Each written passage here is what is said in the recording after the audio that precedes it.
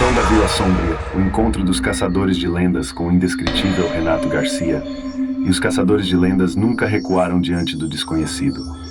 Mas essa nova investigação os levaria a um lugar onde o medo se tornaria real. Uma vila esquecida, oculta nas profundezas de uma floresta amaldiçoada, carregava uma lenda tão sombria que até os mais corajosos evitavam pronunciar seu nome. O que começou como mais uma expedição acabou se tornando um pesadelo inescapável. A chegada à vila.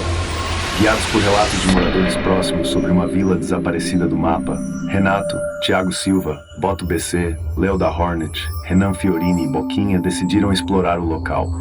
A floresta ao redor parecia sufocar a luz, tornando o caminho cada vez mais denso e opressor. Sons estranhos ecoavam entre as árvores e sombras pareciam se mover à espreita. Quando finalmente encontraram a vila, perceberam que todas as casas estavam abandonadas, algumas com portas entreabertas e marcas de garras nas paredes. A atmosfera era pesada, como se algo estivesse vigiando cada passo que davam. No centro da vila, um velho sino enferrujado pendia de uma torre decrépita, e embaixo dele havia um símbolo entalhado no chão. Um círculo com olhos deformados e inscrições em uma língua desconhecida. O mistério começa. Ao explorarem as casas, os caçadores de lendas encontraram diários antigos descrevendo o pavor que assolava os moradores. Todos falavam de aquele que observa, uma entidade que se movia entre as sombras, roubando as almas dos incautos. Um trecho de um diário dizia: "Nós o ouvimos à noite, ele chama nossos nomes. Ele se esconde onde a luz não alcança. Se olhar para ele por muito tempo, sua mente nunca mais será a mesma." De repente, um barulho ecoou pela vila. Um lamento distante, profundo e desumano. O grupo se reuniu, sentindo um arrepio percorrer suas espinhas. As lanternas começaram a piscar, e o vento gelado trouxe consigo sussurros indistinguíveis. Parecia que o tempo na vila estava suspenso, como se algo estivesse prestes a despertar. A noite chega. Os caçadores de lendas decidiram passar a noite em uma das casas menos deterioradas, montando câmeras e sensores para tentar captar qualquer atividade paranormal. Mas à medida que a escuridão se aprofundava, algo mudou. O ambiente se tornou pesado. O ar parecia vibrar com uma energia maligna. No meio da noite, Boquinha ouviu passos no andar de cima. Ele despertou o grupo, e juntos subiram com as lanternas em mãos. No corredor, um espelho antigo refletia algo que não deveria estar ali. Uma figura alta, esguia e encapuzada, sem rosto, apenas com olhos brilhantes. Mas quando se viraram para olhar diretamente, o corredor estava vazio. O encontro com o medo. Tiago foi o primeiro a notar. Algo se movia entre as casas. Não era um animal, nem uma pessoa. Era uma sombra distorcida, alta e esguia, com olhos brilhantes e um sorriso largo demais para ser humano. A criatura se moveu rápido, desaparecendo antes que pudessem reagir. "Vocês viram aquilo?" Leo sussurrou, sentindo o coração martelar no peito. O pânico começou a tomar conta do grupo quando perceberam que estavam sendo cercados por sussurros. Cada um ouvia seu próprio nome sendo chamado por uma voz familiar. Era um jogo psicológico cruel, e a vila parecia distorcer a realidade ao seu redor. Subitamente, uma das câmeras captou um vulto passando pela janela.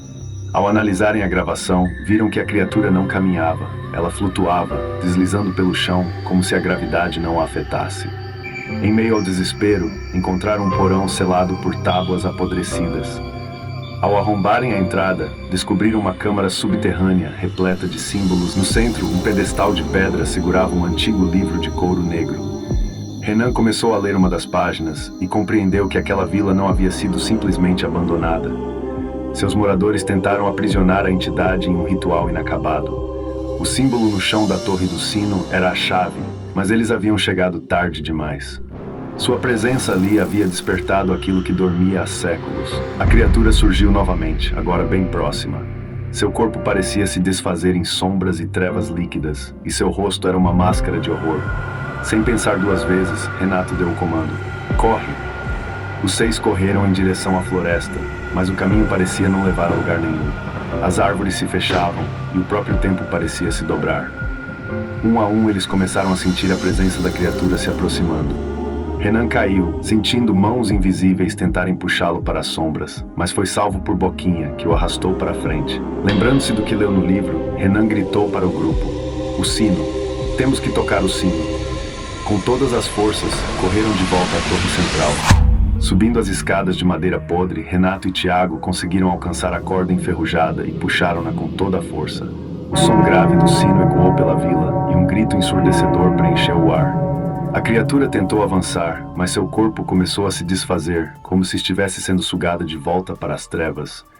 O chão tremeu, as casas começaram a ruir e a vila começou a desaparecer. Depois do que pareceu uma eternidade, encontraram um antigo portal de pedra coberto por símbolos. Sem escolha, atravessaram-no, e assim que o fizeram, a vila desapareceu como um borrão na noite. A floresta ao redor estava diferente, mais leve, como se tivessem saído de um pesadelo. Sem fôlego e com o coração acelerado, olharam para trás e viram apenas a escuridão. Aquela vila jamais deveria ter sido encontrada. E agora, a entidade conhecia seus nomes. Os caçadores de lendas conseguiram escapar, mas algo mudou dentro deles. A floresta amaldiçoada e a criatura sombria eram mais do que uma lenda. Era um segredo que jamais deveria ser desenterrado. E no silêncio da noite ao longe, ainda podiam ouvir o eco de uma risada distorcida. Ele ainda estava observando.